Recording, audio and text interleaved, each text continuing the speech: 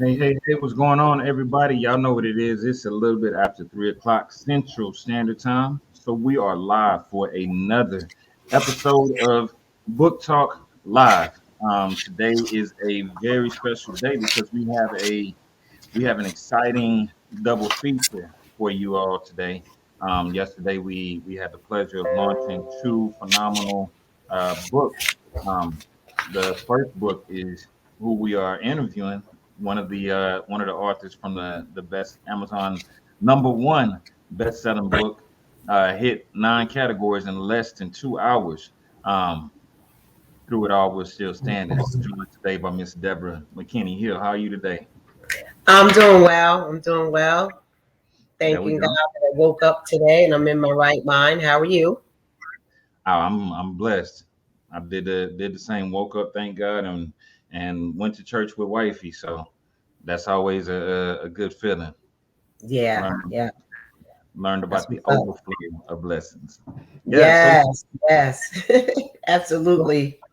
so Miss Deborah, tell I could go on and on about how amazing you are and how powerful you are and the things that you've done, but I want you to tell the people a little bit about yourself. Give them a little bit of your story. Okay. My name is Deborah McKinney Hill. I am a mother and a granddaughter. I mean a mother of one daughter and one grandchild. And I have a master's degree in pastoral counseling and concentration in addictions and recovery. I am a licensed drug and alcohol counselor. I'm a spiritual life coach. I do motivational speaking and encouragement. And I also teach Sunday school. And I am currently a minister in training. I am also a two-time #1 Amazon best-selling author. Yesterday made my second time. I'm already the author, a co-author in another book, and I'm currently working on my own book to be released soon. Come on now. Come on now. Yeah. Now listen, when people hear that part of your story, they probably say, "Wow, this lady is doing some amazing things." Um, and I know that there is a lot more to your story. So let's take it back. Take the people back to where you came from and how you got to where you are currently. Okay. So, well, in this new book, through it all, we're still standing. So it's a book about my journey through recovery from drugs and alcohol. So in the beginning, there's some contributing factors. So I talk about the before, the during, and the after. So in the before, I was a nice young girl enjoying life, playing with my siblings and everything. And then I had an interruption in my life where I was molested by my stepdad at age 10. And, it continued for several years after that, but it just rocked my world. It interrupted my flow. I didn't understand why this was happening to me. It quieted my voice. I became lonely. I started acting out in school. I was fighting everybody. And I was just, trying to reach the attention of the adults, my mom and the other adults that I told what was happening, and it just kind of fell on deaf ears. Mm. So it just started a journey of, my acting out eventually turned to picking up the substance, which was heroin and cocaine, and just running off to the races. Yeah. So during my time using, I was sneaking using at first, thought that I could still handle all of my responsibilities. I had a daughter by this age, and I thought that I could take care of her. and still work and do all of that. And before I knew it, I was strung out. And so I just adapted to the ways of the streets. And, I was using heroin, I was using cocaine, I was drinking all various kinds of alcohol. And I was a little girl lost in a big world. I had no idea what I was doing, didn't know that by using drugs, I could become strung out. And so, like I said, as I adapted to the ways of the streets and the street code, whoo, I became a beast. I spent all my hard-earned money from my job on drugs. And then after I ran out of money, I had to, revert to robbing and stealing and just doing all kind of things and tricking and ish. And, the ways of the streets is so difficult. It's like living a life in hell before you get to hell. You know what I mean? And so I ran around for such a long time using and drinking and taking on the ways of the streets. And, once I started committing crimes, I started getting arrested and going to jail. And the reason why I was using, because it took away the pain, it took away the visions, it made me numb. I didn't have to feel the pain and the suffering anymore. The drugs just took all that away. And I thought that I had found the answer to my problems. Yo, this is nice. You mean I don't have to feel? I don't have to deal with what I'm going through? I could, blink out the visions. And little did I know, I was heading down a dark path. And I put myself in so many dangerous situations. I would, travel up and down the road, going to New York by myself and Philly by myself and Dallas by myself and all of these different places using. Yeah. And most of the time I didn't know anybody, because of the molestation, I became a loner. So yes, I did get high with people, but most of the time I was just using by myself because I was trying to escape my emotions. And while I was out there, once you run out of money, you got to commit crimes. I had to do whatever I needed to do to get that next one. And I didn't like tricking, so I turned to robbery. And I would, I would try to scope out the weakest drug dealer and rob them.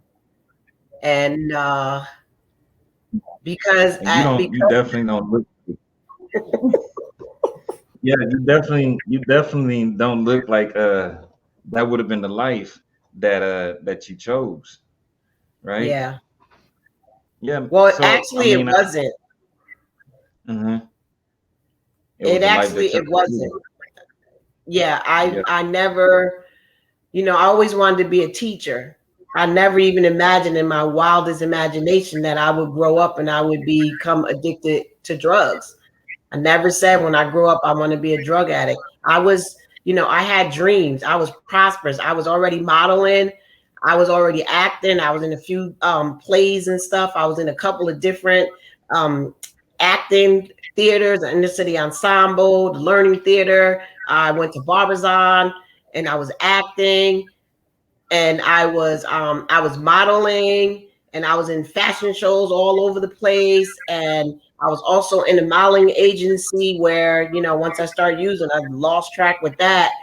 I was playing softball. I had my name all in the paper because I was really good at it. I played first, second, and pitch. And so, the playing the infield is like the hot zone. And so I would talk a lot of junk while, doing that.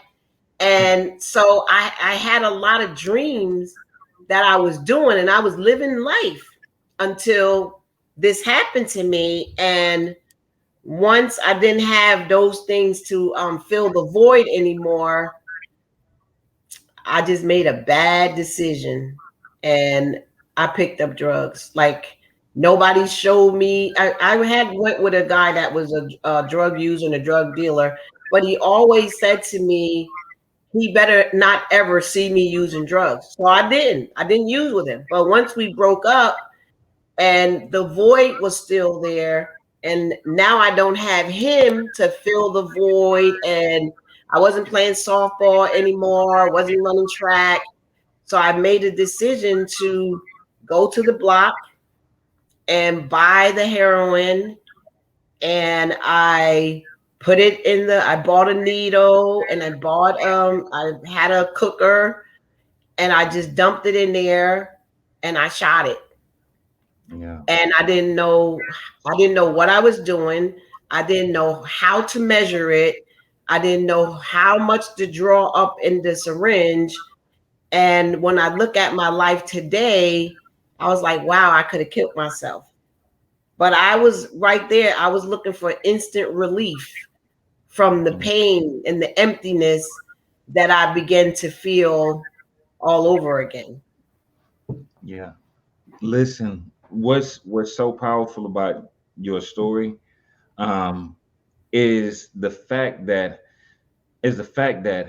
you started off, like you say, you didn't start off on this track. It wasn't something that you even foresaw, but luckily, it seems like you had angels around you, even in the midst of as we call it, being young and foolish, right?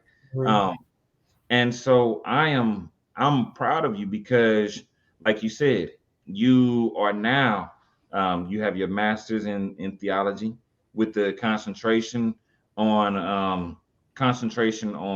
help me out because I'm Recovery, and addiction. concentration on recovery and addiction.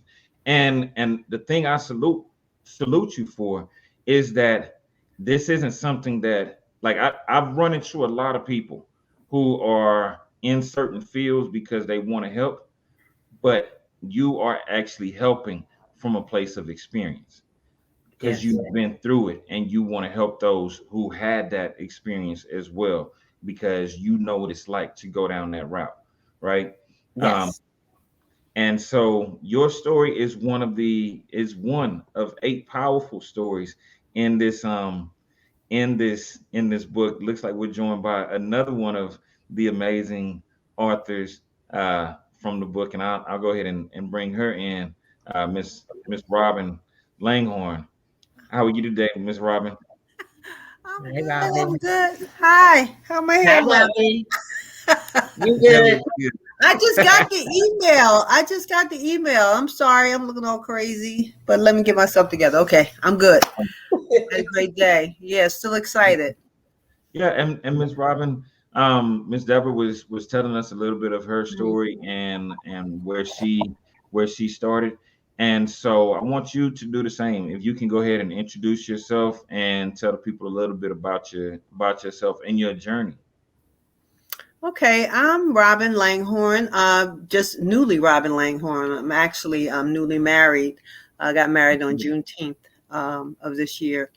And uh, I'm real excited about this book, and it kind of like all settled in over the last couple of weeks that we're actually becoming authors. And so I'm a mother of 5. And I have 4 grandchildren. I actually acquired 6 more. I think we're now 11 with my extended family. And I don't know how many grandchildren and great grandchildren we have since the marriage, but that's who I am. I also have, I'm an entrepreneur, newly. Actually, I've been in business since 2011. I was saying this yesterday. Fear of success, fear of just jumping out and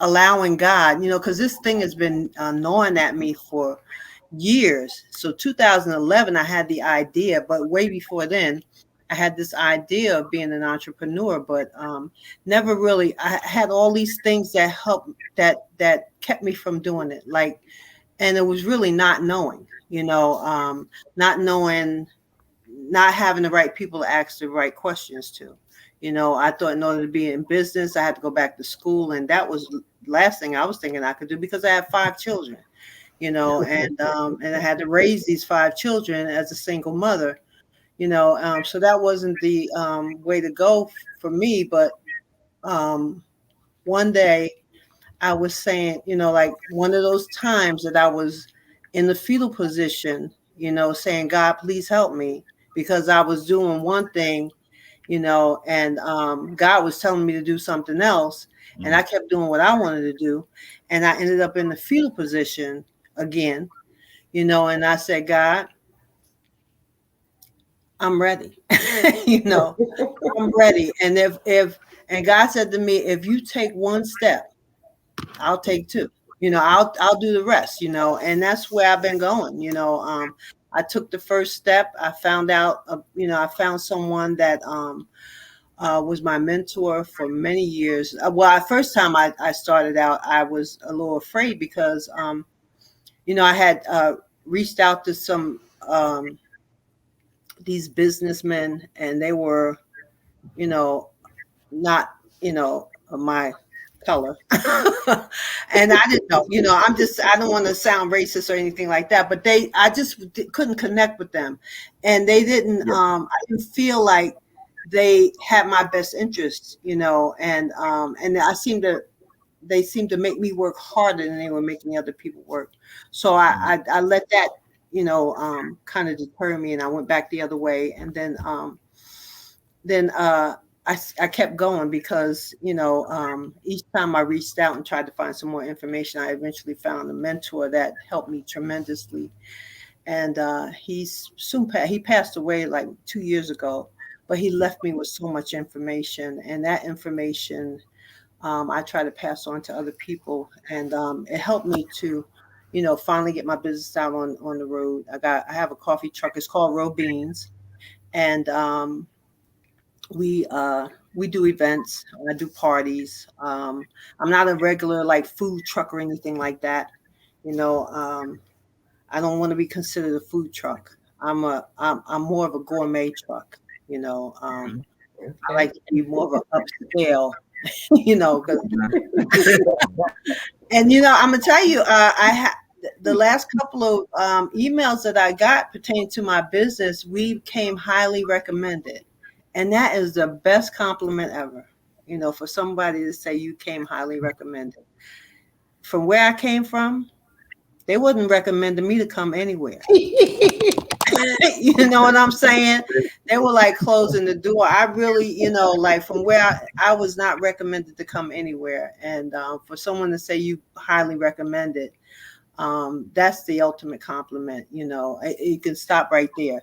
If God don't do nothing else for me, he's done enough. You know what I mean? I've been blessed, and so a lot of what I do is I just pray and I ask God to help me with it, So and writing this book is just another facet that God is showing me. I always said I had a book in me, because we all have a story. Right. We all have a story. And I figure my story is interesting enough to become a bestseller. But, still that little piece of you that says, the fear. The fear doesn't let you step out there like that. And this book has allowed us to do that. I know Deborah's already experienced, Thank you. Yeah. But yeah. Absolutely. And I'm loving the fact that you all are very accomplished women at this point, right?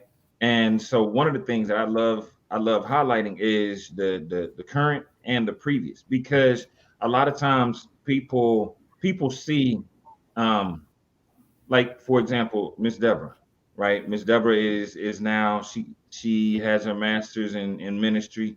Robin, you have your gourmet coffee. That's right. And I'm also a licensed respiratory therapist too. I work in healthcare too. Yeah. Mm-hmm. Yeah. And so what people see is, oh, it must have been easy for you to get to where you are, right? Oh.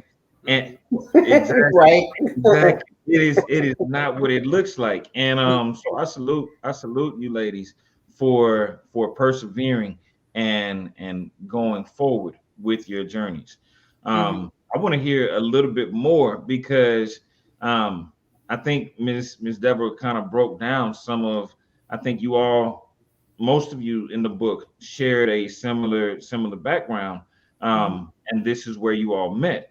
But I want to know, what's your greatest accomplishment, and this is for each of you. Well, we're gonna go deep on this. Well, what I just talked about, for me, that was one of my greatest accomplishments because of the fear that it was, like the times that I told myself. See, I would sell myself. Nobody had to say anything to me. I told myself these things about, that I couldn't do it, that I wasn't ready, or that, I wasn't good enough, or, it was a lot of things that I told myself. So to push past that, to actually take a leap of faith, and I mean, and that in that too, I was also building this relationship with God, and I have to always God in it, because I ain't do it by myself. Right. If I was left to my own devices, I'd be doing something totally different. But that, I say that because of the fear that was involved, of just being, and I say success, it's not even success. It was fear of failure. But then when people started to like what I was doing, then it was like another fear that came in, okay, so now, okay, they like what I'm doing. Now I got to keep doing this. It's not a hobby anymore. Now this is the real deal. So just like they're saying, there was a guy in that used to come being a member of our home group, and he would say, when are you gonna, he would say, has your story changed? Are you saying the same thing every year? Like each year, like for me, my anniversary, my clean date anniversary is in January. So that's the beginning of the year. So every year I do this self-evaluation. Like, where am I at today? Am I saying the same things? Am I still saying I'm going to do this, I'm going to do that, and still haven't done it? Yeah, that's how I measure where am I at today. And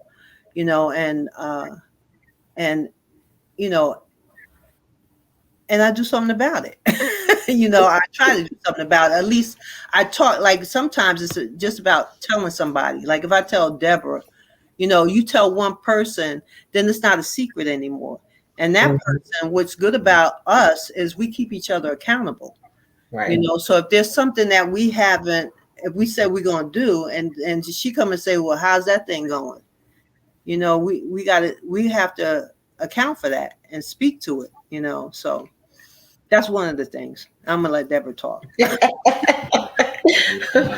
Well, mine has to be first surrendering to the process of recovery, because Robin, you just said it in so many words, is that I was on my way to hell fast. And if I didn't surrender to the process to get clean and stay clean, I probably wouldn't be here, or I would be in jail or dead. So having an opportunity to stop using drugs and then find God, because I didn't know a God. So once I stopped using, destroying my life, and now God has given me an opportunity to live, we say, 2 lives in one lifetime. Yes. Because we were taught that, because early on when some of us would say, I want my life back. And then the predecessors that was here before us would say, oh, no. You don't want that life back, because that's the life that led you to where you were. So I didn't know God, and which helped with my madness. So being able to get clean, having people pour into me, and for instance, like the judge said, I see something in you that you don't see in yourself. So I'm gonna sentence your dumb behind to rehab. And like that started my process. And then once I got here and I found God and I realized that God loved me the whole time, He was with me, even in the hell that I put myself in, that my choice, because I chose, nobody had a gun to my head. And now I can start living this new life. So since I've begun to live this new life, I made one main decision. I was not going to pick up no matter what. I was not going backwards anymore. Mhm. So I was gonna. It says our dreams are reawakened. It says addiction robs us of the benefits that life has to offer. Because when we're using, or when I'm using, my mind is altered. I'm not thinking straight. I'm making all kind of bad decisions. I'm putting myself in all dangerous situations. You know, I ain't cooking. I ain't paying the rent. I ain't got no car. I done lost my car. Everything. But now, once I stick and stay, and I can start to set some goals in my life, where do I want to see myself at? So it was education. So I want to get my associates. I want to get my bachelor's. I want to get my master's. I'm thinking about getting my doctorate. I don't know why that thought's in my head, but you know, somebody poured into me and said that they believe that I'm going to go to school and I'm going to get my doctorate and I'm not going to have to pay for it. So if that opportunity comes up and it's spoken into existence, because God is the one, I've learned that God is the one that put the desires in us. Like He gives me the desires of my heart, but He's the one that puts the desires in there anyway. And if they line up with His will, He's going to give me everything that I need to fulfill the desire that's lining up with His will. That's right. So my main thing is God, and then me, and then everybody else. And I got my education. I've also got a license in counseling. And you know, I got married. I wanted to be married because they used to say stuff like, you can't turn no hooker into a housewife. Lie. That's a lie. You know what I mean? Because been there, done that. And you know, now I'm a housewife, although I'm a widow, you know, and then you know, a good one, because we all have a story. I am an author. Mm-hmm. Something that I've had inside of me for years, you know, and then people say, you should write a book. You should write a book. I've always been writing, but it's been in my notebook sitting on the table. And, you know, I thank God for placing you in our path, because you, although there was another lead author, you were the one that launched that book. And so, and then being encouraged to write another book, and then us talking about us wanting to write when we were in South Carolina. Where was we? In South Carolina, right? Myrtle Beach. On a retreat. Yeah. And God had put that desire in us. Mm-hmm. And because you were introduced to me when I released my first book, I shared with them, because I like the, you know, I'm a giver. Mm-hmm. So if I know something, and that's how most of us are, I'm going to reach back and I'm going to bring my brother or sister. And so now here I am, a 2-time #1 best-selling author. Right. You know, like Robin said, there's so many, like we have so many blessings in recovery. And a lot of our stories are similar. There's a little bit of difference, but the main things, we're better parents. Yes. We became housewives. We became homeowners. We went to school and we got an education. Mm-hmm. You know, we're entrepreneurs, and you know, we're giving back. Mm-hmm. The main thing is that we're giving back what was so freely given to us. Mm-hmm. So it's so many things that I know I have, I know Robin has, and I just want to say to you, Robin, on live, Robin was my first sponsor when I got out of rehab. And, you know, back then we used to say, jump in their pockets. Mm-hmm. And I jumped in her pocket, you know, because I was afraid. They say when you get out of rehab, the first thing you do is go to a meeting. And I got out on Fridays. They usually don't let people out on Fridays because Friday's a party day. And I went, there was no meeting because they was having a party at Howard Johnson's, the Tiffany House. Y'all was having a party 26 years ago. and someone said the party's down at the Howard Johnson, and I was like, I gotta go to a meeting. And then you said to me, well, the meeting is tomorrow. It's OPP, and we were over here on Lake on the back side. She used to go through the back. Yeah. And I've been making a meeting ever since. I just want to thank you for embracing me way back then when I first came here. Yeah, I thank God for bringing you to me and bringing to us and trusting me, you know, like, because even then, you know, none of us knew what we had to get, you know, what we had in us, and what, like, someone saw something else in us that they wanted. Like Deborah saw something in me that she wanted, and or something that she admired in me, and I didn't see that, you know. So it's even now, you know, there's things that people see in us and we don't see in ourselves, because, you know, being givers, you know, you're not so wound up in yourself, you know, and me, I, like you just you give from your heart, you know. When I first came around, I can remember, you know, she was talking about going to school. When I got into that transitional house, I had been employable. Well, I was employed. I'll put it that way. I don't know if I was employable, but I had been employed. I had been. We showed up, but we were altered. Yeah, I showed up,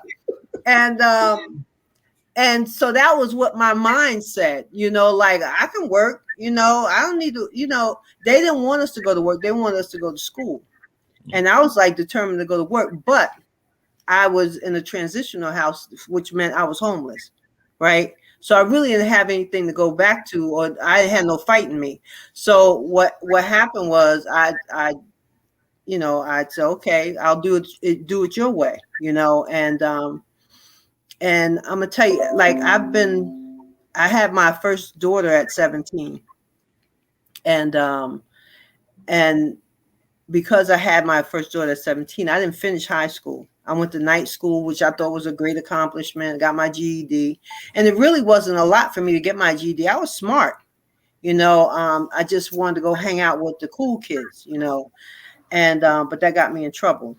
And so I got my GED, and I went to work because they would accept that just like a diploma and everything. But I never got the experience to walk across the stage. You know what I mean? I didn't go to a prom. I didn't go to, you know, all those things that seniors did when in high school, you know. So they told me I had to go to school, and I didn't know what that would do for me, you know. And when I went to school, you know, I sat in the front. I got my books. I had everything. When I went to school, I had everything I needed, right? There was no reason for me to fail. You know, the government, you know, they paid for me to go to school. They paid for my books. They paid for my uniforms. They paid for my classes. They gave me transportation money. There was no reason for me to fail. Mm-hmm. You know, I had Section 8. You know, there was nothing for me to worry about but go to school and learn. So I sat in the front with my little at that time we had tape recorders. You know, I sat in front of my tape recorder, and I listened to every instructor, and I got so much out of it. I'm gonna tell you, I saw a light at, you know, like it was a little light down at the tunnel, end of the tunnel, right? And each year I showed up, that light got bigger and bigger. Mm-hmm. And then one day, one day, they said I was ready to graduate. And one day I walked across the stage. You know, you talk about living two lives in one lifetime. I was able to walk across the stage to get feel that accomplishment, you know, have my cap and gown, turn that tassel to the other side. You know, I didn't get to do that when I was 17. I was having babies, you know, and to be able to do that, that's one of the accomplishments in my life.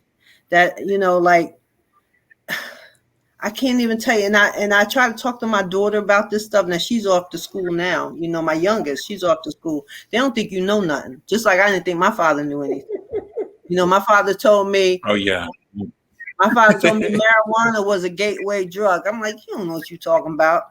You know, but he knew exactly what he was talking about. You know, So I'm hoping that my daughter can learn from some of my experience. I try to be as open and honest with her as possible without giving her too much, because I don't want to give her enough to judge me. You know what I mean? But they will, No, conveniently, they will. They're gonna do it anyway. Listen, I'm enjoying the conversation. I'm enjoying learning more about you as the audience is. And there's a few audience members. Y'all have interesting stories. Congratulations. Good stuff. Very inspiring. What we're gonna do is take a quick commercial break, and we'll be right back in about 2 and 2. Okay. I'll be back too. Everybody has a story, and so do you. We know that you've been through life, been through heartaches, been through pain, been through depression. You've thought about writing your book for years, wanting to help change lives because of the things that you've overcome. We don't know what your story is, but we can help you turn your story into a living, breathing book that creates opportunities for you to impact lives and change the world. The Business of Books is here to teach you the opportunities that come from your book, how to write your book, how to brand yourself, how to market your book, and how to get in front of the right people to sell that book. We have an amazing team of designers, an amazing team of editors. We have a team behind you to help you get through your first book and get it to the world so that the world knows you are here. So remember, everybody has a story.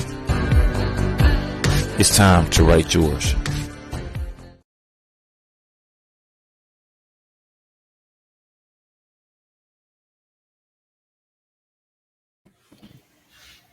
We are back. We are back. So if y'all are tuned in, we are talking to two of the phenomenal authors from the book that just launched to Amazon #1 bestseller yesterday. Through it all, we're still standing, empowered and triumphant. These ladies, along with 6 other phenomenal women, tell their story of how they overcame, where they came from, and where they are now. As you've heard, it's not how the story begins, but it's how it ends. And that's what we are talking about today. So you all have shared a little bit of your background, but I want to know what was the inspiration for writing the book? Jude. Well, actually, Jude but it was just that I believe it was that retreat. Yeah. When we went on that retreat, a lot of stuff like Deborah had shared with us, stuff that she was feeling for years that we really weren't in touch with. Like there were a lot came out at that retreat, and we talked about we should write a book, because we all have a story, just like the commercial just said. We all have a story, and because we've shared our lives together for the last 20 plus years, a lot of us have been a part of each other's story. So and we know the accomplishments we've made, the struggles we've been through, and we know what we look like when we first got there, and what we look like today, because we don't look like they said, we don't look like what we've been through. Exactly. Right. We really don't look like what we've been through, and we look like a mess when we first got there. My husband, I got a picture of myself when I first got clean, right? And we happened to go out that day, and they had some kind of event going on at the YMCA, and there was a guy in there that was sketching. He was doing charcoal sketches, and I went in there and I got my sketch done. Now, at the time, I thought it was beautiful. He did a great job. You know what I mean? And I still feel it, but it was like My husband said that don't look like you. Oh, I had Lord. one earring in my head, in my ear. I had a high top fade going on. And he said, if anybody asks me who that picture is, he gonna tell them it's my grandmother. Dang. He funny, but I'm just saying. He said it don't look like me, you know. But I know that was me. That was me at the time. I looked exactly like that, you Yeah. know. And I Yeah. keep it as a reminder, you know, of where I've been. Yeah, and me too. Like when I came in, I didn't have no car. I was walking to meetings and then trying to get a ride back from whoever was there with a car because Mhm. hardly none of us had cars. And I had learned in rehab to we would share perm kits in rehab. So when I got out, I would just split it in half, and you know you're supposed to throw it away when you use it. So I used to split it in half and do my hair. And then after that, I was like, I was tired of that. So I used to pay one of the girls in the rooms to braid my hair. And I had braids forever until I was able to afford to get my hair done. And then like I had a car before I used, and I had a car during my use, but when I came here, I didn't have no car. And when I finally got a car, I forgot how to drive. I was at a meeting one day, and I pulled up to go park on Heck Avenue. Oh, remember when we used to do the meeting on Heck Avenue? Mhm. And I had to go get one of the guys. I didn't know how to turn the wipers off. It was funny. I was like, I can't get the car to move. He said, it was a new car. So, and then he came and he told me how to turn the wipers off and stuff. And I was like, oh my God. And yes, we don't look like we did when we got here. We used to just share so many things because we didn't have anything. All we had, I know for me, and I've been speaking for a majority of us, because like you said, we've been together for the past 20 something years. We shared a lot of things. Mhm. I remember you gave me a couch. Mm. I got out of rehab, I got into the apartment, and I didn't have anything. Mhm. So my counselor gave me a bed. My sponsee, my alumni brother gave me a living room set. Another guy in the fellowship, gave me a kitchen set. Another guy in the fellowship, his wife gave me spoons and forks and dishes, but I didn't care. I was so happy to be clean.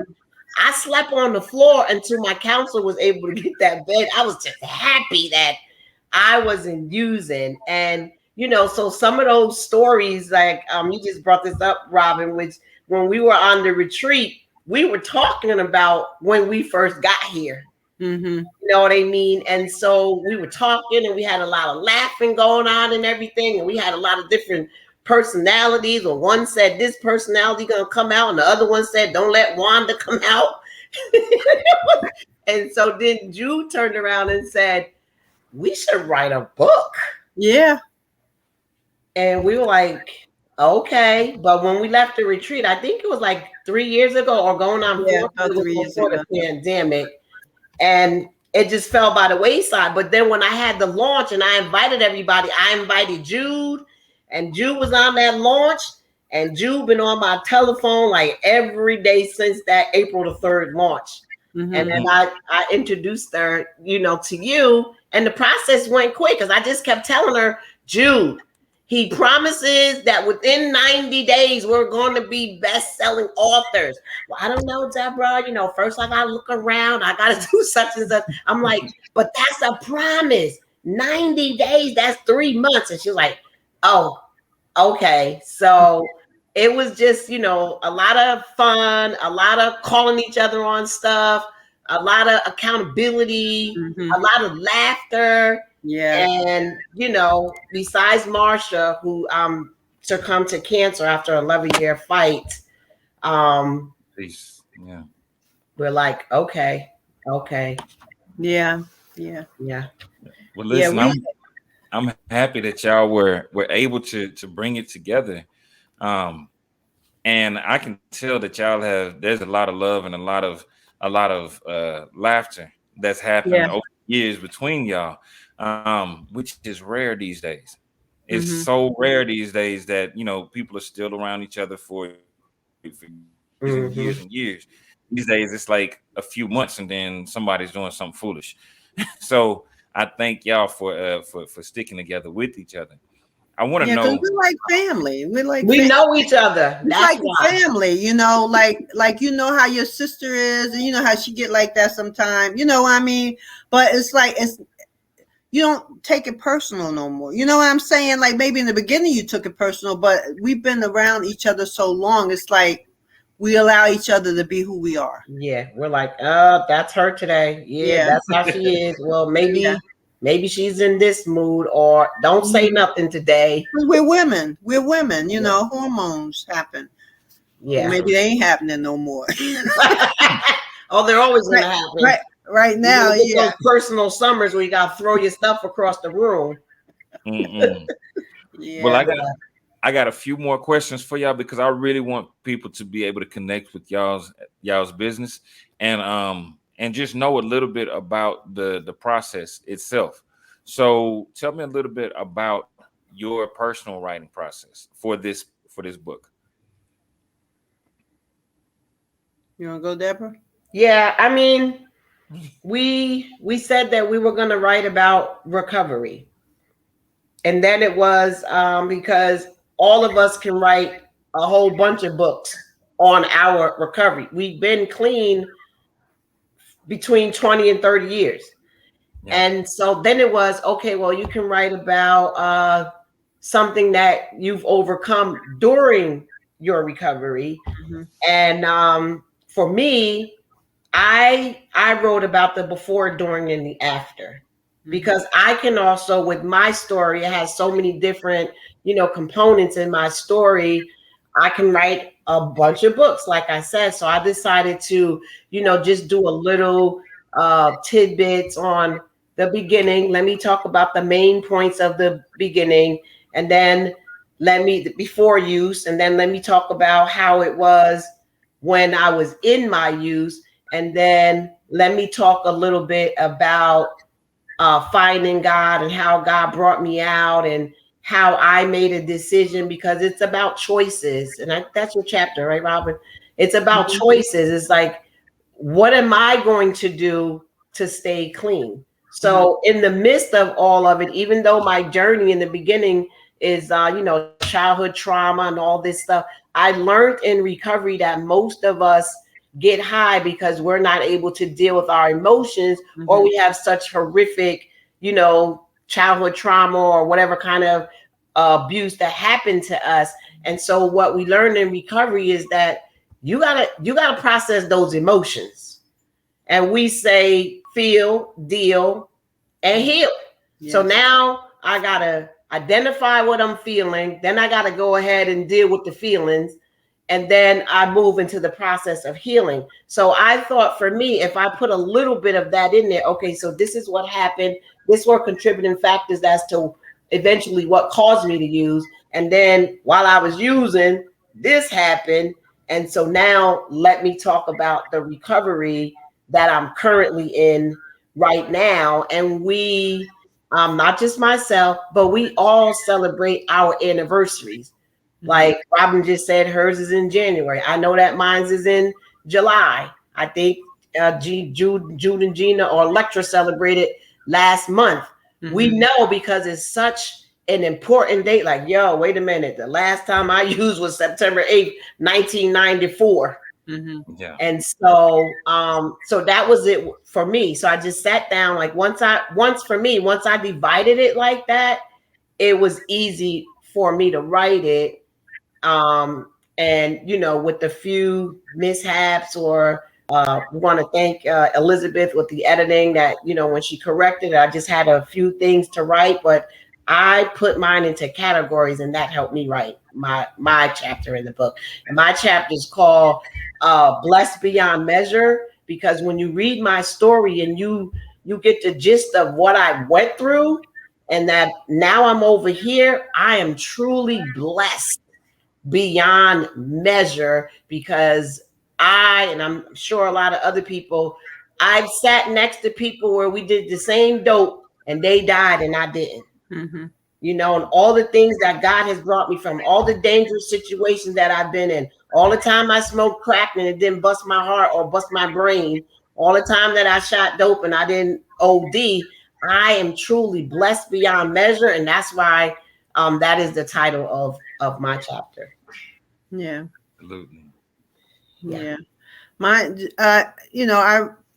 the inspiration for writing the book was, I felt like 90 days, like, okay, and like Deborah said, so many ways we can go with just starting, like she said about recovery. Then we talked about going through adversities. But one of the things that Jude had always said and had said back when we were at the retreat was, through it all, we're still standing.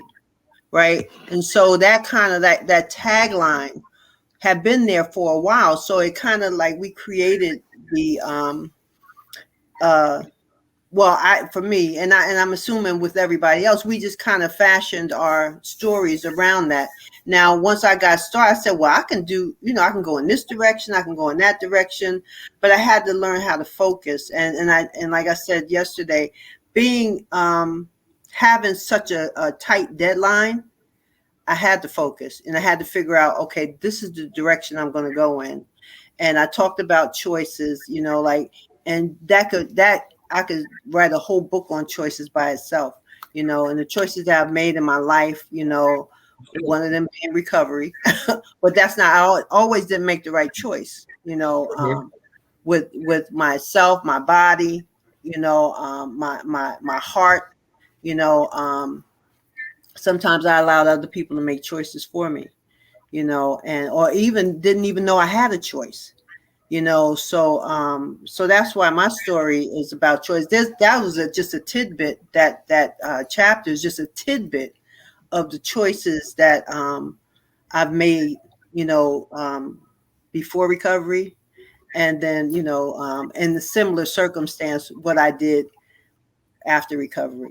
Because a lot of times I felt like I've been here before, like you do something and those same feelings come back up, you've been here before. So what am I going to do different today?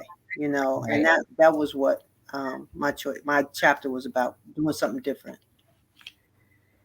Yeah. Absolutely. So and I'll say that you should write that book about choices too. Okay. Yes. Yeah, you Volume connected 2 to somebody in the making that can help you. Yeah. Okay, I hear you. Yeah. Stories and such powerful stories. And one of the things that we always say is, when you get that book, yes, it's on Amazon. We all know we got Amazon Prime accounts where you can get the shipping free, or you can get it in so many days.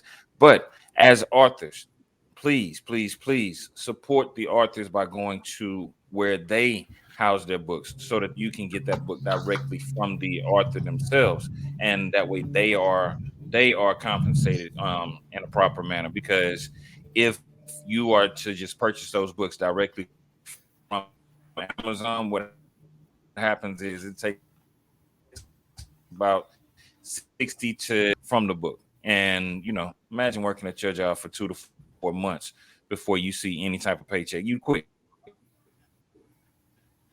That's not right. what we want to do. We know these ladies have phenomenal stories. They have powerful stories. So I want you all to kind of highlight your businesses, and 2, highlight the services that you offer. And we got to keep it real brief and succinct on this one, because we got about 4 minutes, and then we got another part of the double feature. So. Well, you can order my book on DeborahMcKinneyHill.com. That's DebraMcKinney Hill, HILL.com. I offer counseling. I offer spiritual life coach, and I offer speaking engagements with motivational speaking and encouragement speaker. Yep. I have Robin of Robines LLC. I have a coffee business. We come to you. We bring the coffee house to you. So you don't need Starbucks. We bring the coffee house to you. And my email address is robeansbeans@gmail. That's ROBEANSBEANS@gmail.com. You can also find me on Instagram under Robeans Beans, also on Facebook under the same name. I have a website. That's www.therobeanery.com. So that's www.therobeanery.com. Therobeanery.com. Yeah. Come on. And I'm also on Facebook and Instagram too. Is DEBROD2.DMKH. And I also sell the best coffee ever. This is my special blend. So when you go on that website, you can order coffee. I sell it by a full pound, not that 12-ounce stuff you get in the stores. And it's freshly ground and roasted to your specifications. Yep. And my Gmail is Listen, DEBROD2.DMKH@gmail.com. It went so fast today. Yeah. Listen, that's because all we're doing is having a conversation, and I'm loving what you all are we picking up what y'all putting down. Awesome. Like we said before, it's not where you start, but it is where you finish, and the journey that takes you there. And these ladies shared an amazing, powerful story of where they started and where they are now. Very highly successful women that are doing amazing things. Everything from entrepreneurs to feeding the homeless to counseling services to there's so many things that are happening in their lives, and you should definitely connect with them. I'll give you all a chance to give the audience something to give them some words of wisdom. I just want to encourage anyone that's going through any type of struggles, any addiction, any problems, issues, or situations to believe in yourself. Trust God, everything will be okay, and know that just because it happened for us, it can work. God is not a respecter person, and just like it happened for us, it can also happen for you. And we're grateful to be introduced to the Business of Books Mastermind Program. And if you would like to write a book and have it done within 90 days, please reach out to the CEO, that is Mr. Sugar Ray Destin, and be on your way as well. Yeah, and also I I know, nice one, Deb, did great. But all I can say is that you are not alone. You may think that your story is the only story. A lot of times we thought that we were the only ones going through this, and once you share, what you've been through, you'll find so much identification that'll help you get to the other side of wherever it is you're at that present time. So you're not alone. That's what NA is, never alone. But you're never alone. You're never alone. You always got a friend in us. So reach out to us. Yep. Come on, I love it. Listen, ladies, it has been an absolute pleasure speaking with you all. We're getting ready for the next guest, so we're gonna take another quick break for 2 and 2. Once again, make sure you connect with these phenomenal women, whether it be for your coffee needs, and like Robin said, she has the best coffee in the world. In the world, Craig, the world. It's good. I've had it. It's good. And for Miss Deborah, make sure y'all reach out because she is a phenomenal speaker. She has her degree in her master's in ministry with that specialization and in counseling and recovery, right? Yep. That's right. Yep. All right. So Started ladies, from the bottom. thank Now you we all. here. We here. Now we here. Come on now. But thank y'all once again. Definitely appreciate it. And we're gonna take another quick break. When we come back, we will have our second guest for the second part of the double feature. Okay. Thank y'all. Okay. All right.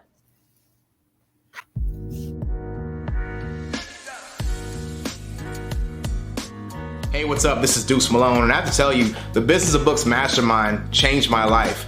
I've been trying to write a book for a long time.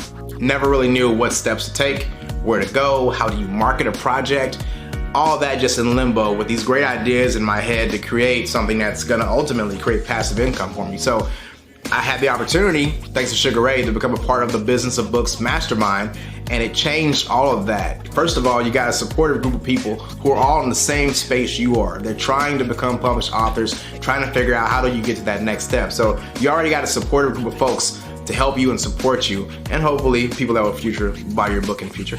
but then Sugar Ray Destin and his team, they break down everything for you. Like, I never knew about lead pages or where to go for author groups and that kind of a thing, but all that's in the program. So if you're thinking about writing a book, you're thinking about becoming an author, I seriously suggest you look into the Business of Books Mastermind, because it's going to help you get closer to achieving that ultimate goal. Sugar Ray Destin is definitely a pro, very professional. His network of people even are some of the best in the business that can help guide you. When he's not the expert, he'll bring in someone else to help guide you along the way, and all those people, their network just opens up to you as well. So this, over the past few months, this has definitely been life-changing, and it's got me closer to my goal, and by the end of the year, I should be a published author. So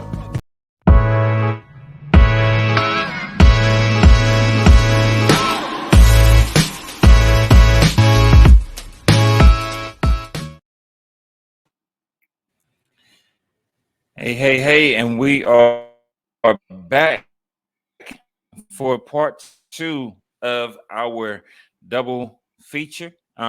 We are joined again by another phenomenal, amazing author. I can't hear you. Can't hear you. You can't hear me at all? I can't hear you. That's no bueno. Okay, sounds like we're having some technical difficulties. For those who are viewing with us, can y'all hear us? Uh-oh. Looks like we are having some technical issues. Give us a quick second. Check the audio on that end real quick, Terry. We may be having a glitch on that end. All right. I can't hear you, Sugar Ray. They said,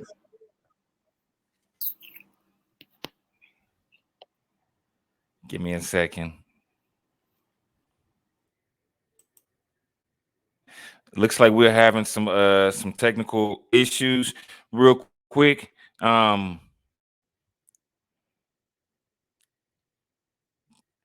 Give me a second to get it straight. Part of doing a live video is that sometimes things do happen. We'll be right back with after another quick commercial. Y'all can dig it. And this was the first book that I actually launched after my book. So hi world, this is Zayden, and this is my first book. You should buy it. It's a really good book. Really good.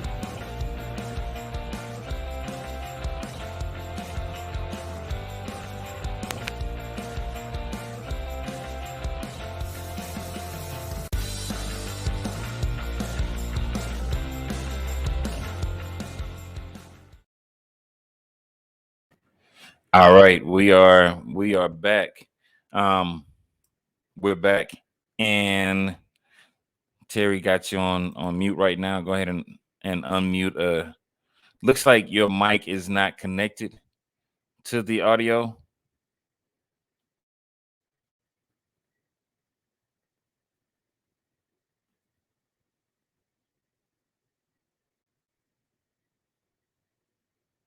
While we're getting Terry Terry up and ready to go on Book Talk Live. One of the things that I'll do is kind of talk about this past weekend, because this past weekend um was very, very special. Um, we actually had two phenomenal books, uh, two groups of women that launched their books to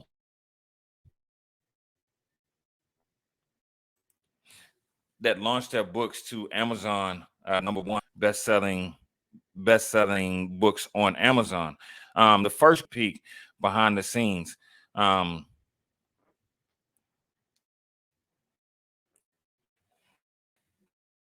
their book, Through It All, We're Still Standing, were 8 phenomenal women that went through life. We'll just leave it at that. They went through life, and they came out much stronger as a hold on, y'all.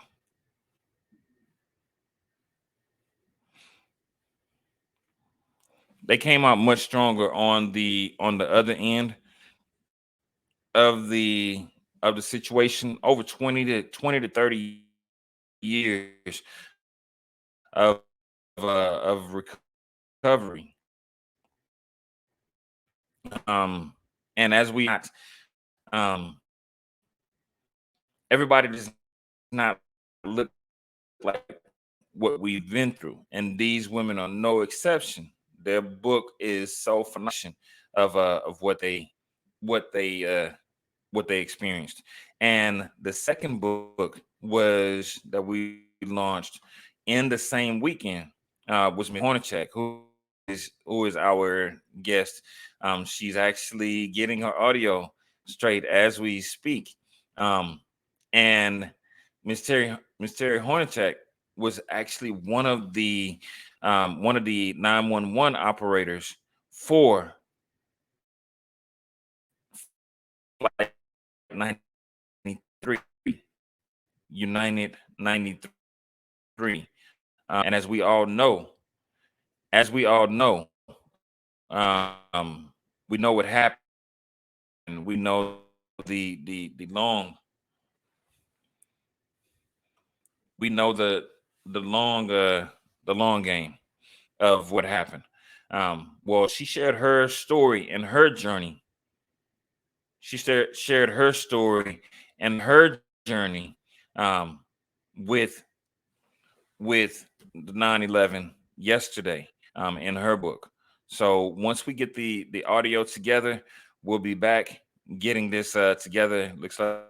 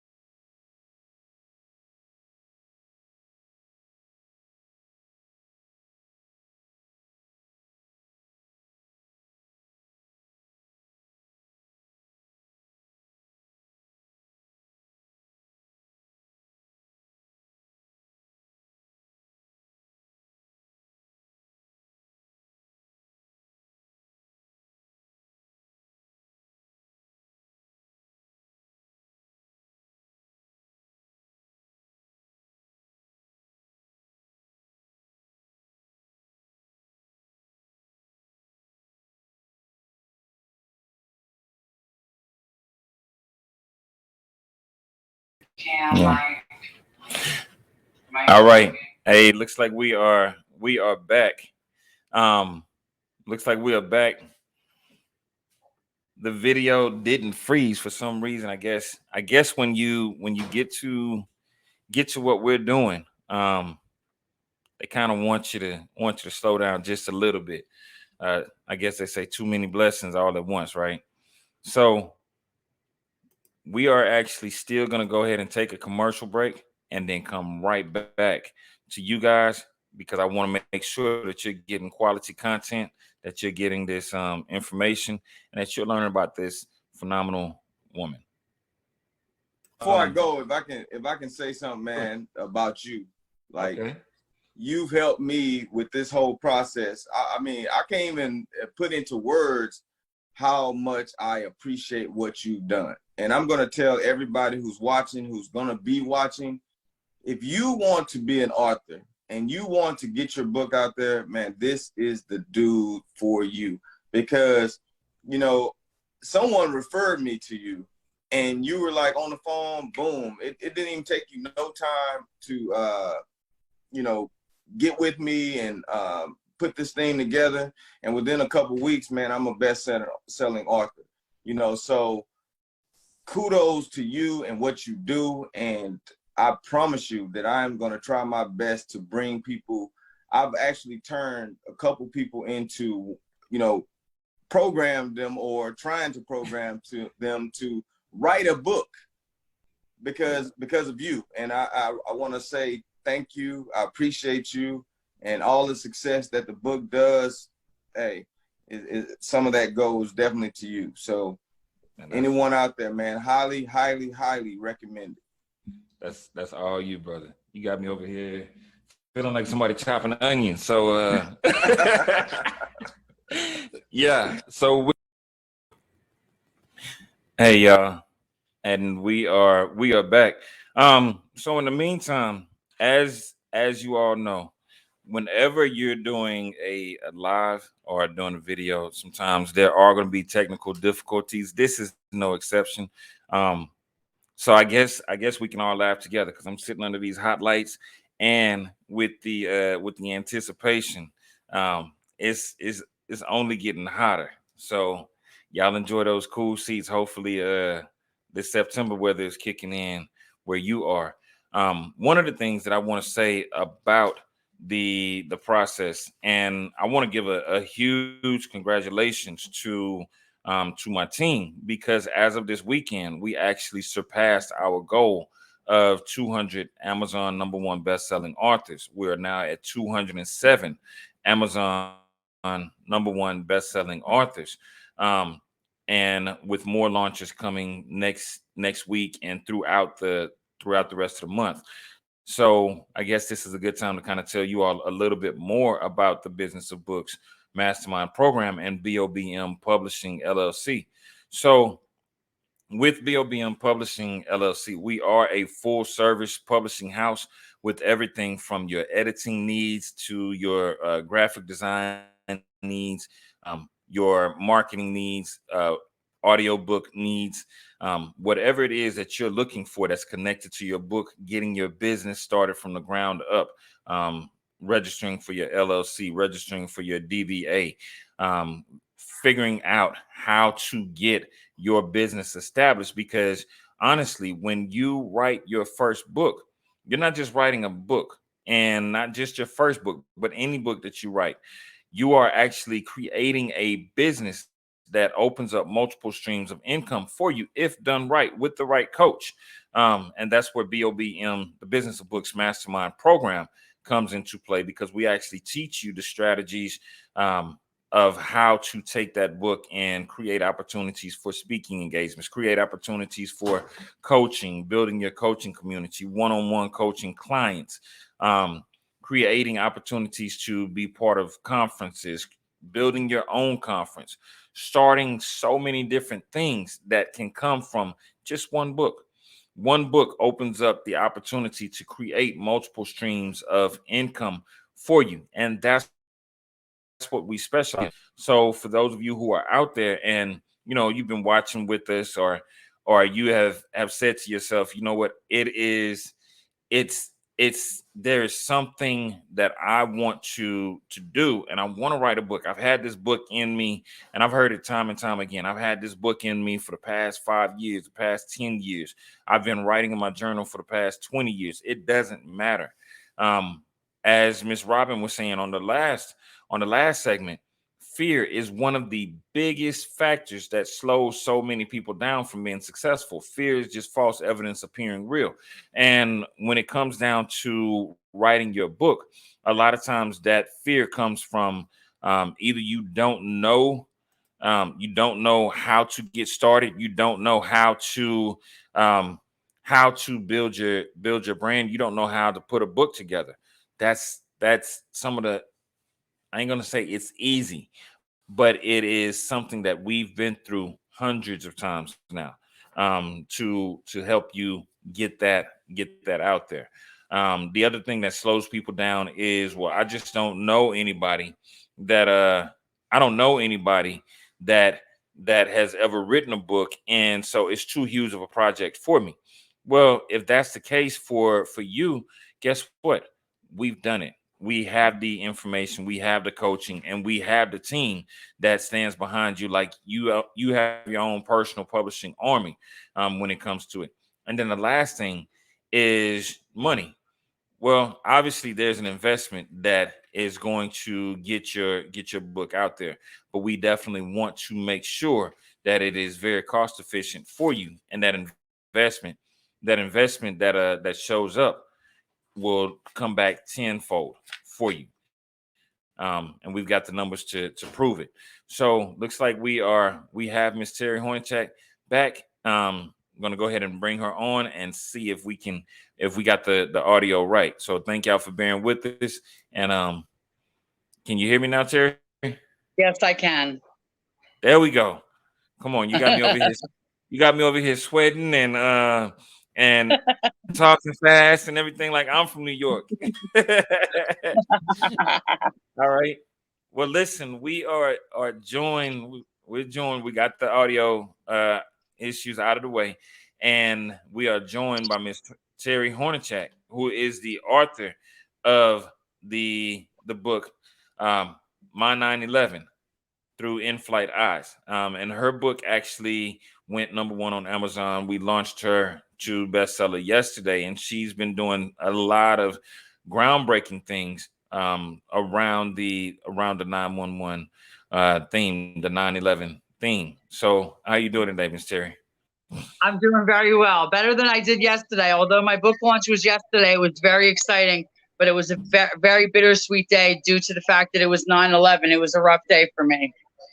Absolutely. Yeah, I think that's one of the things for everybody. That's one of the good things for everybody was that we all remember where we were. We'll never forget, because that event, that tragedy, was one that affected not just the U.S. but the world, right? And so yes. I want you to kind of introduce yourself. Tell the people a little bit more about who is Terry Hornacek. And okay. Well, I am an ex-airline worker due to the fact that I suffer PTSD from 9/11. I grew up in a small town in Highlands, New Jersey. I'm a beach girl. The beach is my serenity. It's my quiet spot. It's a place that I connect with God and a place that I think. I have 4 children, 4 grown children, and I have 6 grandchildren, 5 grandchildren and 1 step-grandchild. So I consider myself 6, of course. And I'm very happy and serene in my life today. It took me 20 years to get here. I suffered a terrible trauma. Terry is a very God-fearing woman. I had a lot of trauma in my life. I had a very happy childhood. I come from an Irish family, Irish and Slovak. And my mother's side of the family was very close. It consisted of my 2 aunts, my mother, and my grandparents. And we spent every holiday together. It was always tradition. We went to our grandparents on the holidays, and I went to a real small school, and then I went to a real small high school, Henry Hudson Regional. I graduated with like 85 kids in my class, and you know, it was a real small area. And we're known for clamming. I know how to clam, shuck for clams. I know how to clam with my feet. I know how to fish. I used to tuna fish with the giant, you know, tunas in the ocean. My grandfather was a lobsterman, so I know how to lobster with traps, and I know how to do all that guy stuff, you know. I know how to troll for scallops and shrimp. And I was out on the water most of my life with my grandfather, learning all that stuff the fishermen do. I used to go out for weeks at a time on his fishing boat. And I loved it. I was very close with my grandparents and my mom, whom I lost in a very short time. I was working for after high school. My mother said, "You get a job or you go to college," and I didn't want to do either. So I went to airline school. I always thought, if you remember the Love Boat back in the day, I wanted to be Julie McCoy, the cruise director. And so I said, "Oh, I'll go to like a travel school, a trade and travel school." And I found one in Pittsburgh. So I went there, and I went to Wilma Boyd Career Trade School. And I stayed there on campus at Duquesne University in Pittsburgh. And I loved it. And then I got interested in the airline industry. So I got my first job with Budget Rent-A-Car, and they placed me there. And that was kind of interesting. I learned customer service skills for Budget. And then I found a job at the airport for Piedmont Airlines. That was my first job in the terminal. And I just loved it. It was so thrilling. It was so exciting. Customer service, ticket agent. And with Piedmont, I got to work the ramp. They put us in several different positions. So I worked the ramp. I was hailing the flights in. I was putting the chocks under the plane, you know, when the plane's parked. I was loading bags. I was the mail carrier. I did every job at the airport, and I loved it. And then I got a job with, then I had my babies. I got married and had my babies. And I stayed home for a number of years waitressing and bartending. And then I went to work for a Head Start program. And I implemented some, I worked, I was the volunteer specialist, and I implemented some literacy programs. And I taught some underprivileged moms how to read and help them get their GEDs and stuff like that. I was always kind of a leader, you know. I was never a follower. I always had the leadership skills in me for some reason.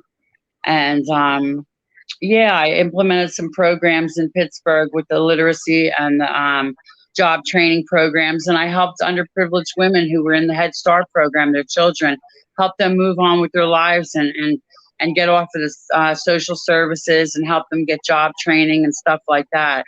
It was very, very rewarding. And I did that for a number of years. And then I broke up in my relationship. So I moved to New Jersey, back where my family was from, with my kids. And I got in the airlines again.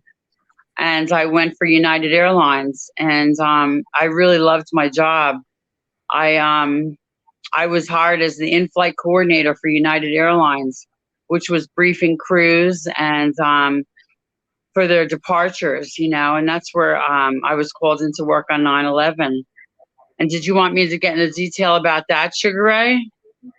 Not yet. Not yet. Okay. So, yeah. So you gave us a lot of where you came from as far as background and everything. And one of the biggest things that changed your life is exactly where we're getting ready to go with the with your connection to 9/11. So if you can break that down for us. Okay. My life was always calm. I was always a bit like hyper, high strung, you know, because I was a mother of 4. I was like a single mother, you know. My husband left when my 4th baby was when my littlest baby was little, 2 weeks old, my husband was running around and he left. So I learned to fend for myself, you know, and I was the breadwinner. I always worked 2-3 jobs. I was always a go-getter. I was very motivated my whole life. And I worked hard, you know, and then I met someone and we fell in love, and he helped me with the kids, and he's always been stepdad to the kids. I never did marry Don, but we were together for about 10 years, and then things didn't work out in our relationship. I think I was just too motivated for him, you know. It kind of made him a little insecure, and things didn't work out, but he always remained stepdad to my kids, and he's still dad to my kids to this day, you know. So going back to 9/11, you know, I was called into work the shift that day at United Airlines. It was a beautiful day, and I went into work, the in-flight coordinator desk, and 9/11 happened. The terrorists attacked our planes, and I took the calls. You know, I briefed Flight 93 for their flight that morning, and I took some calls from their hijacked plane, and I was very traumatized. I really suffered some trauma because of it, and the trauma I endured led me to a nervous breakdown. You know, I spent the morning with that crew that morning, and I knew them very well as friends. I was the one that spent their last moments on the ground with them, and you know, I remember every moment, every word spoken very vividly, and it's like so clear in my mind. And I started journaling. Something made me start journaling. I grabbed a notebook. You know, during all the commotion, I remember grabbing a notebook and just started jotting down everything that was going on around me, and jotting down notes of everything fresh, so I would remember everything that was happening, names and phone calls that were coming in. And times. I was writing down each time, 9:47 a.m., this happened, that happens. And I ended up filling up like 12 journals, 13 journals, something like that. And then, you know, I continued to work. The terrorists, you know, attacked our planes. Everything happened. I'm not going to go in real detail about everything. We know what happened. But I was there front line on the desk, and I took some hijack calls. And then I continued to work. I was in a state of shock. I worked for about 4 months. And then in January, I had a really severe nervous breakdown, really severe, where I didn't speak, you know. And they put me on medication, and it really was traumatizing.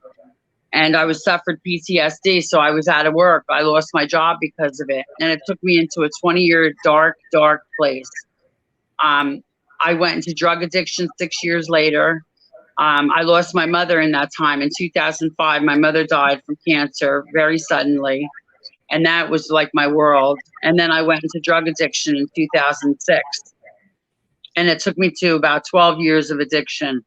So I put down my journals, and I never picked them up again. And then I found recovery. You know, I just muddled through the dark places for about 12 years, and then I found recovery. Now I'm in a 12-step program, and I picked up my books again about 3 years ago, my journals, and I started forming a manuscript. I thought this story has to be told to honor these heroes that fought back on Flight 93.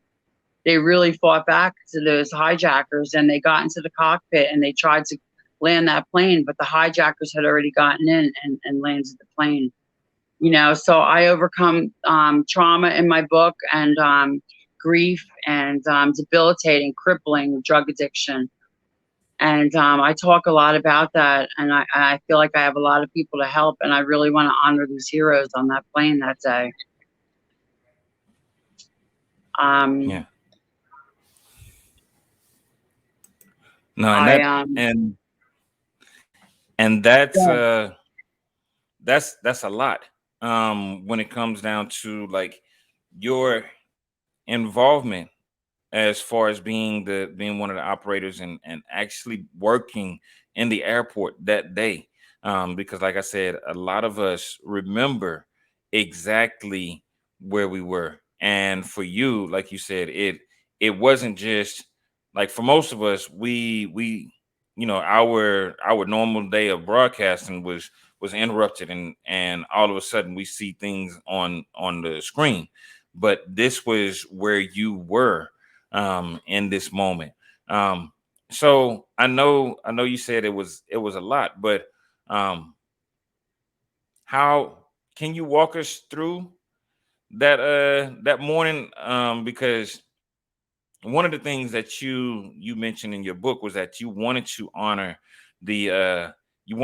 those who came or who were on that flight, the flight attendants, the pilot, the crew. And so if you can share those moments with us. Yes, I can. I briefed several crews that morning before the crew for Flight 93 came up to my desk. And my job was to, they would check in with me before their flights. And my job was to make sure there was enough flight attendants for each plane. Like a 757 had to have 5 flight attendants. And so Flight 93 came one by one and checked in.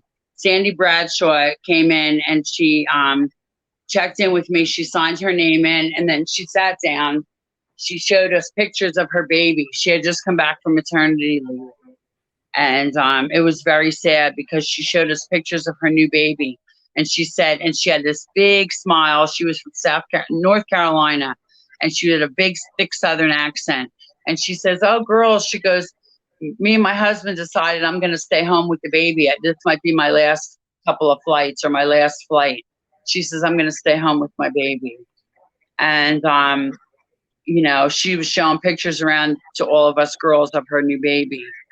And it was really sad. Sandy took the flight that day and we lost her, you know. Debbie Welsh sticks out in my mind. Debbie Welsh was the purser, which means she was the first class flight attendant. So Debbie came around my desk and she gave me a big hug. Debbie had been suffering melanoma. She had it behind her nose and like behind her cheekbone.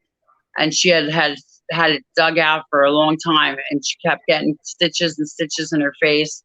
And she finally was a year free from melanoma, and she was so thrilled. She had tears in her eyes, and she was hugging me. She said, "Terry, my cancer is gone. I'm cancer free now. It's been a year." And she was so happy, and we were joyfully hugging and celebrating. And then Debbie went into the computer room and pulled up her passenger manifest, which told who was on the flight and any VIPs who were on the flight, because she was in charge of that.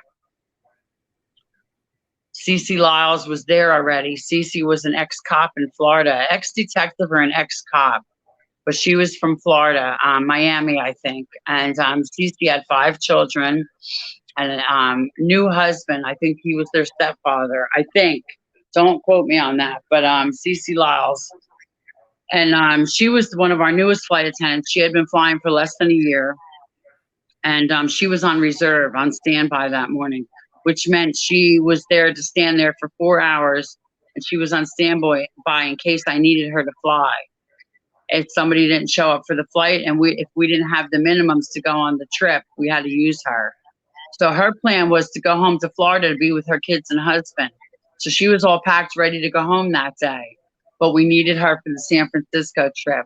So she had to take that fateful flight that day. And Lorraine Bay came in, and Lorraine was the most senior flight attendant. Lorraine came in, and she was real compassionate, real loving, and she was an older woman. And she came in, and there was notes on my desk of flight attendants who were out on sick leave, and my friend Pam was out on sick leave. So Lorraine jotted down Pam's address, and she sent a card from the gates. 4 days later, Pam came in the office and showed me the card from Lorraine after 9/11 that she had received in the mail. It was really sad. And then last but not least was Wanda Green. Wanda was always scurrying in late, always in a hurry, always real fast-paced. And Wanda had teenage children at home. She was from I think the Rollway area, somewhere up that way in New Jersey. And Wanda was like having heart palpitations or something to that effect. She wasn't feeling herself. So she thought I might go on sick leave and not take the trip. I said, okay, let me know. I have Evelyn Wagner here, which was another flight attendant on standby. And I said, we could put Evelyn on the flight. And we also had another girl, Peggy Smith, on standby. So we had other girls to work the trip. And I often wonder how Evelyn and Peggy are feeling today, you know, that they didn't work that trip, that they almost did, you know. And Wanda ended up working the trip. We sent everyone else to the departure area, to the gate area, and Wanda kind of held back a little bit, deciding whether or not to take the trip. So she decided to take the trip that day, and she thought, I'll go to San Francisco and see the United doctor when I get there. She thought it might be just be anxiety. So Wanda took the trip that day. And everything was going smooth, and we thought everything was, you know, all the departures were going, you know, everything was on time, except Flight 93 pushed back a little bit late from the gates. And then everything was quiet. It was a beautiful morning that day. And it was kind of an eerie feeling, though. It was off. Something was off that day. You know, the men weren't praying at the window like they usually were that morning, and it was weird. It was a weird day. It was just something was off. I don't know. I had a weird feeling that day. Next thing you know, a flight attendant comes running to my desk and says, a plane just hit a building. You know, she said she thought it was the Empire State Building. And I ran next door to the crew lounge, and I noticed it was the Twin Towers. And I noticed the second plane hit on the TV, and I saw the United logo on the plane, and my mouth dropped. I was stunned. I couldn't move. And there was about 5 flight attendants in there watching this, and they started screaming and crying, and we were just stunned. I ran back to my office, and I got my boss, and my boss ran over there. A couple of supervisors ran over, and we just watched in horror. And my boss directed me back to the phones because the phones started ringing. Now, we couldn't call out at that time. The phones went dead, but we could get in-flight calls from flight attendants. So the phones were ringing with flight attendants calling, going, oh, my God, what flight just crashed? It was United. It was United. Everybody was frantic, wanted to know what flight it was, but we didn't know. So I immediately got into the computer. I was answering the phones nonstop. I was in the computer nonstop trying to find out what flight that was. And I thought it was Flight 93. That was my last flight that I had sent out. And it was closest to New York. And I started pulling up flights, and all the flights were showing, you know, that they were okay. They were just showing a crew that was on the flight. That's what was coming up, each crew list. And Flight 93 showed record secure. So there was a problem with Flight 93 right away. Next thing you know, the phone rings, and I pick it up, and it's Phil Bradshaw, frantic with his baby screaming. That was Sandy's husband, who was also a pilot. It was his day off. And he says, Terry, he says, Sandy just called from the plane from Flight 93, and she was very calm, very calm. And she held her composure, and she whispered and said, we're being hijacked by 4 men with box cutters and red bandanas. Oh, man. And I just remember being silent for a couple seconds. It felt like minutes. It felt like an eternity. I didn't know what to say. I ran and got my boss, and and then he hung up. And his baby was screaming in the background. So he was obviously frantic. You know, his baby was real upset.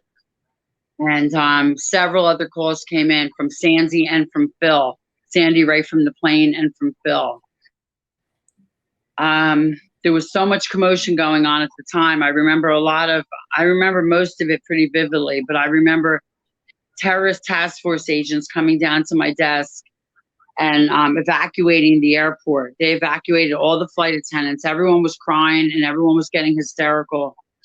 And they evacuated everybody out of the office. And I found out they evacuated the airport. One flight attendant, I gave my kids school. I remember my kids were in 3 different schools, and I panicked and I said, oh my God, get my kids out of school. Here's the names of their schools. And I wrote them down. And I gave it to this lady, Ellen Zurich. And she said, "Oh my God, Terry, the airport's going to get bombed. You guys are going to die. Don't stay. Don't stay." And like that really affected me. I got so scared, and I never thought that, you know, but that was the truth, you know. It could have happened. We didn't know what was going on, you know. So they ended up contacting my kids' schools and saying, "Your mother's okay. She's at the airport," getting my kids out of school. And they pulled up buses outside the terminal, and they got everybody on the buses. They evacuated Newark Airport. The next thing I remember, there was these FBI guys, terrorist agents with dogs and big giant guns standing in front of me at my desk. And they were writing down notes, and they were holding them in front of us, me and my friend Thomas, and telling us, directing us what to ask of these calls. Where were the flight attendants? Where were the passengers on the plane? And I found out the location, like Wanda and Lorraine were ministering to passengers on the flight. And I thought that was really beautiful at the end. You know, they were ministering about Jesus and, you know, their final moments. And Cece and Sandy were in the back loading up the carts to bombard the cockpit with several passengers. You know, they talk about Todd Beamer in this 93. He said, "Let's roll." You know, that was real famous in the movies and stuff. Todd Beamer says, "Let's roll," and they were going to bombard the cockpit with fire extinguishers and soda cans and everything heavy they could find. They were making the cart very heavy, and they got into the cockpit eventually. But before they got into the cockpit, one of the calls was, Sandy said that Debbie had her throat slashed. Debbie was the first class flight attendant. She was already gone. She was laying in the galley, so they got Debbie first. You know, I could talk about this today because I've had 15 years of therapy. I've never been able to talk about 9/11. For the first 10 years, I didn't even talk to my children about it. They never even knew my story and the depth of the trauma that I had faced. You know, today I can talk about it because the more I talk about it, the easier it gets. It's a deep wound on my soul. And, but it gets easier. The more I talk about it, the easier it gets. I've been through Seeking Safety, which is a severe trauma therapy. I've been through IOP, intensive outpatient therapy. I've been through a psychiatrist for 15. I'm still going to a psychiatrist, to tell you the truth. I'm an intensive outpatient trauma therapy. I still see a psychotherapist. I'm still on medication. This was a severe wound to my heart and soul.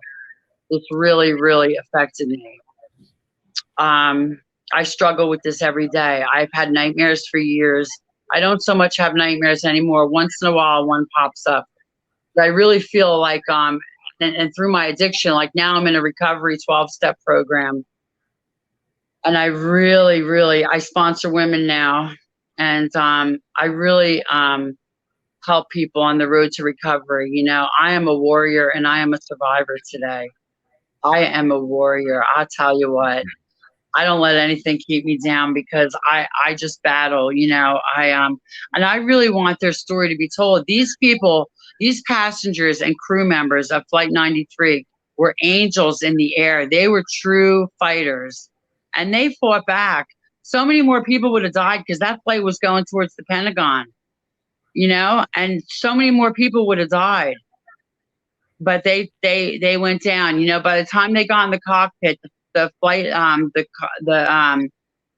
the cockpit crew was already dead, and the hijackers were flying the plane, and there was a lot of scuffling going on in the cockpit, and you could just hear the foreign voices, and you could hear arguing. But the plane then took a nosedive into the ground, and it landed in a field in Shanksville, Pennsylvania. And I really want to honor this flight because you hear about the World Trade Center, you hear about New York. You hear about the first responders, but you don't hear a lot about Shanksville. And my book is about Shanksville and about the trauma that I endured. And it entails flight attendant interviews and pilot interviews and people that were there, firsthand knowledge in the airport that day with me.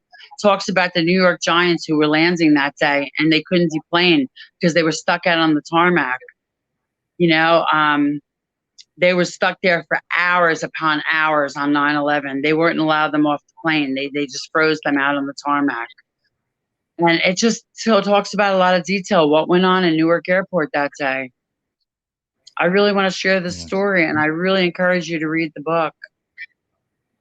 Well, listen, we definitely want people to read the book and to share the book, because this is history that you're sharing with us, not only world history, but also your history. So we're gonna take a quick commercial break. We'll be right back in about 2 and 2. Okay.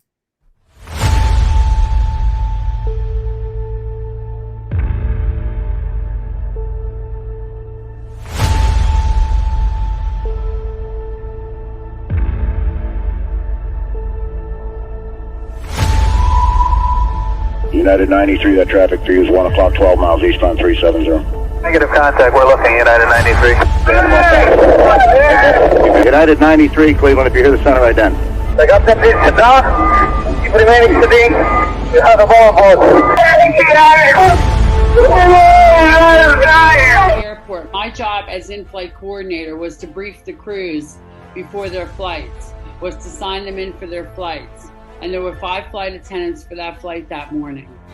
Passengers? Yeah, they were ministering, talking about Jesus to the passengers. Okay. At the end of it. Debbie was working first class. Yeah. So the terrorists attacked Debbie first. And we believed the pilots, because the pilots were already gone when they got into the cockpit.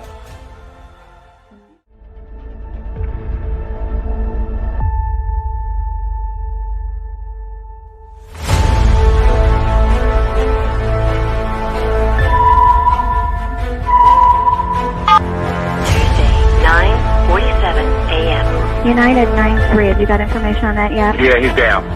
He's down? Yes. Where did he land? He did not land.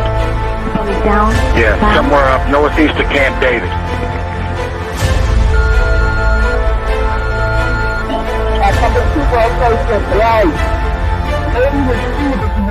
We're not ready to fly, but it's getting bad.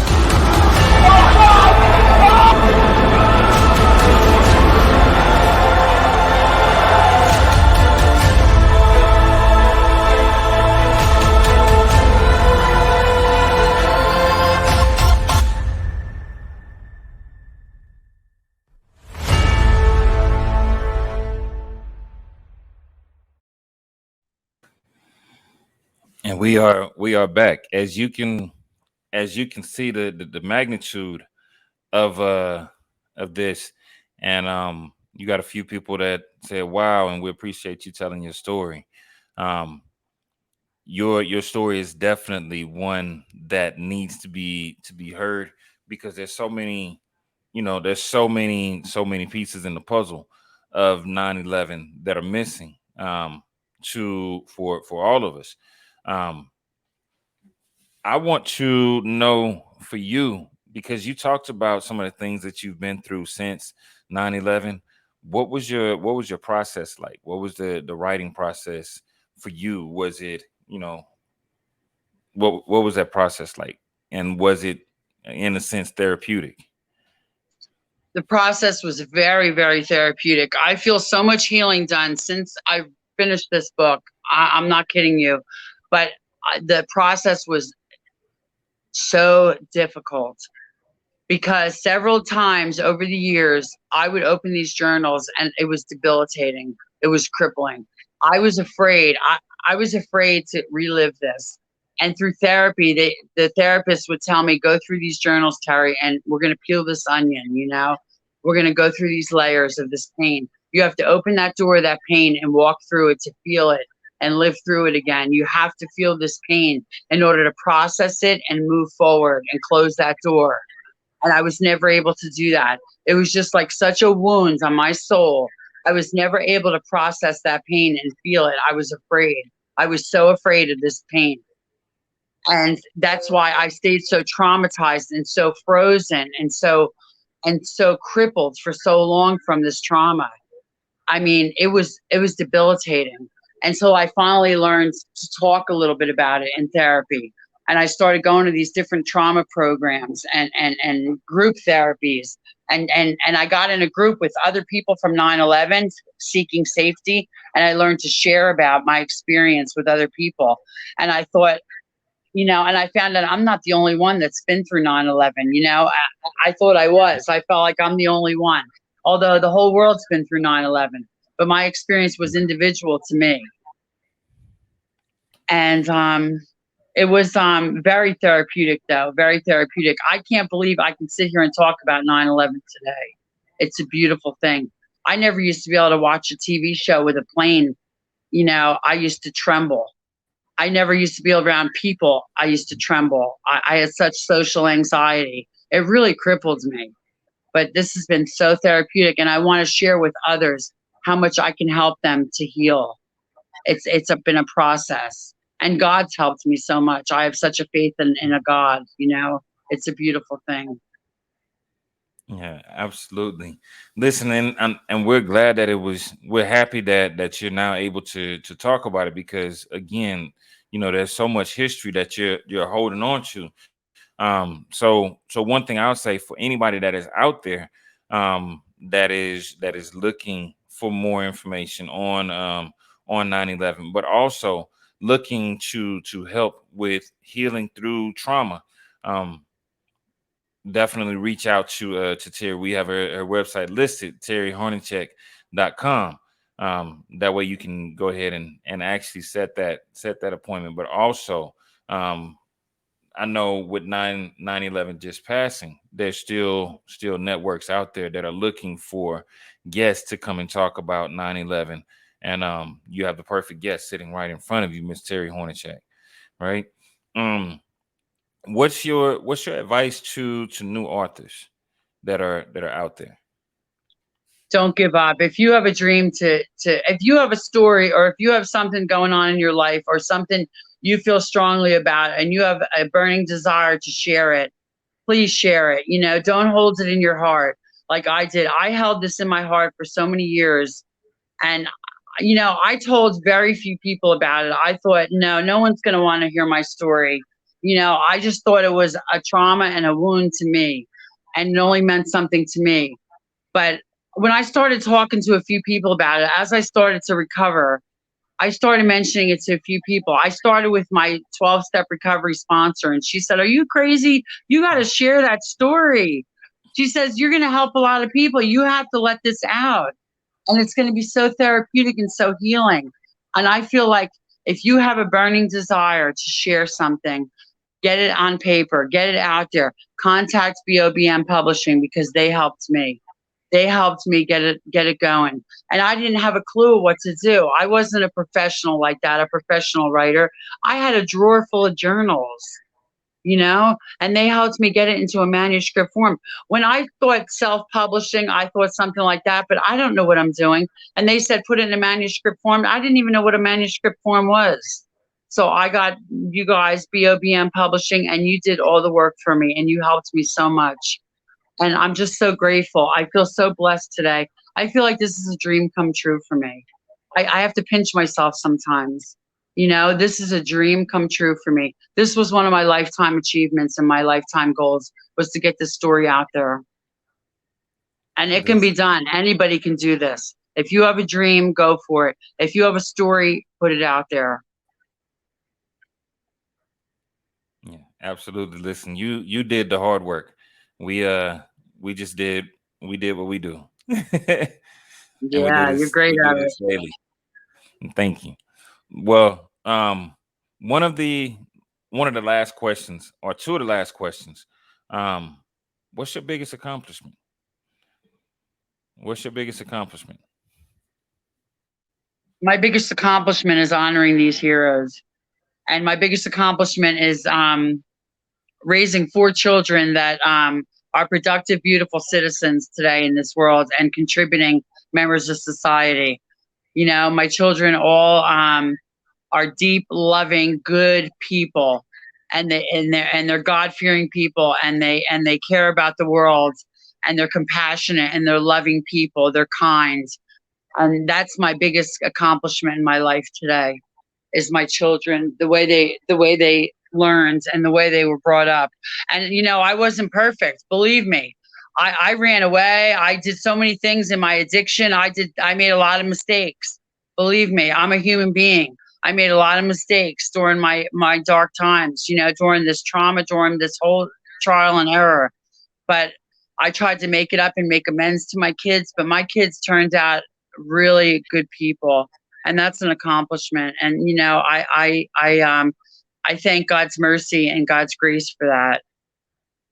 Yeah, absolutely. I feel the same way. My son, to me, is the biggest accomplishment because he's grown into a strong young man, and I've actually gained three bonus daughters. So, you know, hands full now. Yeah, hands full. But I'm proud of each and every one of them, and yes. so I salute you. How do people connect with you, and what services can they get from you? Well, I definitely can help people through addiction and trauma. People can connect with me on my website and on social media. And I do a lot of speaking engagements at like rehabs and churches, and I want to do schools because I feel like a lot of the schools don't really teach the children about what happened during 9/11. And I want the children to understand that this is history. And I really want to get into the schools and teach the children, you know, even the high school kids, you know, a lot of them lost their parents. Mm-hmm. And I want to get into the school systems, but that would be really interesting for me to do. But I'm definitely approachable. I'm available. I want to share this 9/11 story, this history with people. And addiction and trauma go hands in hand, you know. I never had a problem with addiction in my life until after my trauma. And it kind of led me there. I had some trauma, I had some grief, and then I had addiction. It was just the things that just kind of led up to all together. And it all kind of plagued me at once, you know, year after year after year. Everything just kind of hit me. And thank God and thank my family that I found recovery. You know, my kids did an intervention on me and brought me from Pittsburgh back to New Jersey, and like really helped me and really saved my life. And like through God's mercy, I'm here today to speak about it. I have so many things that I have overcome, and I want to share that with people because in your darkest hour, you can overcome and become successful. Come on now. Listen, you heard it here first. And for those of you out there, definitely schools, we need to get that information into the schools, whether it be the history department or just, you know, during the month of September when kids are first starting school to reach out so that you have a living, breathing member of history right here at your disposal. But make sure that when you call with your checkbooks out. And that way we want to honor her as well as make sure that she can walk away taken care of as well. And for those out there, you said the best way to contact you was how? Leaving with your contact information one more time so that they know how to get in contact with you and how to get a book from you. They can contact me on Facebook, on Instagram, or on TerryHornacek.com. All right. So make sure you reach out to Miss Terry Hornacek, grab a copy of her phenomenal book, My 911 through My 9/11 through In-Flight Eyes. The book is amazing. It's an Amazon #1 bestseller, and I don't see it coming off the charts anytime soon. You all make sure you reach out to her, grab a copy of her book, have that conversation with her, and get that history. All right, go ahead. And what do you want to leave with the audience, Terry? I just want to tell the audience, thank you for your support and thank you for your love. I had a great book launch yesterday, and I just feel so blessed and so grateful to everyone, to all the support, and to my publisher and to the team that helped me through this. And I look forward to meeting people and to helping people and working with people, teens and young adults. I can help, and people with addiction and afflictions, I can help. I'm here for you. I'm ready to work. I'm ready to help. I'm ready to just to speak to people and share my experiences and my strengths and my hopes. Thank you. Absolutely. You all heard it here first. And once again, we are at the end of another episode of Book Talk Live. We love you guys. We'll see you guys next week. Love y'all. Thank you.